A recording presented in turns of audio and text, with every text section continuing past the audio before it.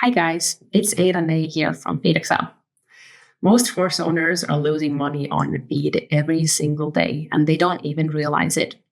Feed costs have jumped more than 20% in the last 2 years.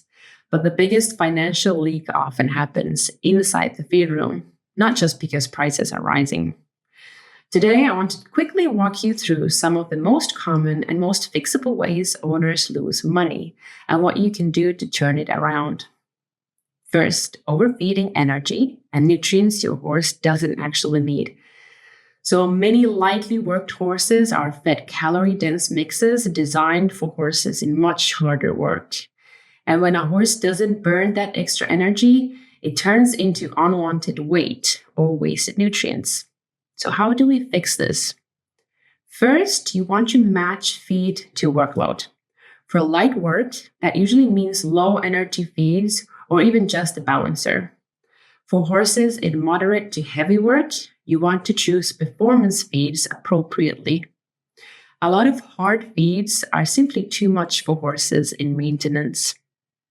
Second, when you feed below the recommended amount of feed, your horse might be missing out on key nutrients.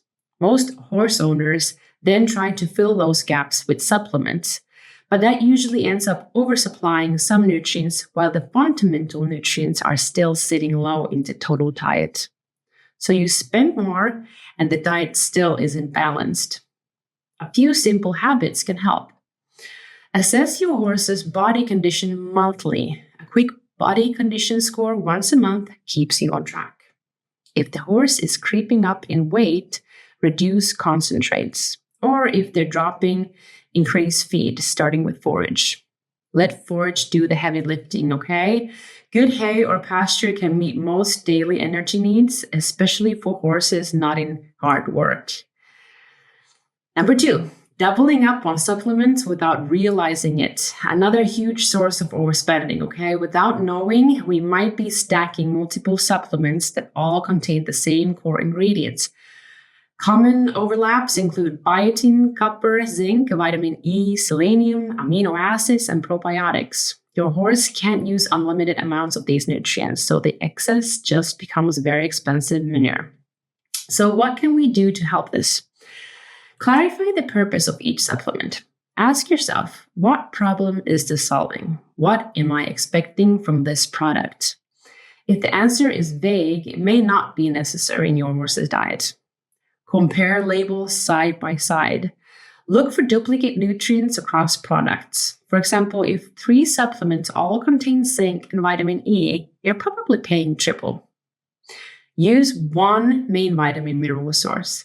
For most horses, that means either one balancer or one fortified feed fed at the correct rate, or one complete all-in-one supplement. Try to avoid layering them together. And finally, reevaluate when seasons change, pasture quality, workload, even the stress levels shift throughout the year. Your horse's nutrient needs shift too. So review your supplements when the environment or workload changes. Saving money isn't about feeding less, it's about feeding accurately. When you understand your forage, match feed to workload, and avoid hidden overlaps. This will lead you feeding more effectively and more economically. And if you'd like help checking whether your horse's diet is balanced or seeing where costly overlaps might be hiding, FeedXL is a great tool for that.